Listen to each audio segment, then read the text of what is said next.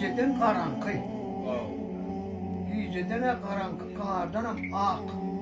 Yani o geceden karanlık görün içi. Kardan ak diyelim, şol adam hata olur, tasına dolanıyan köken. Oğlum ak mata da ak. Onun iyisen halal, işten haram yani üzümü iyisen halal oluyor. Onu zina edip işten haram oluyor.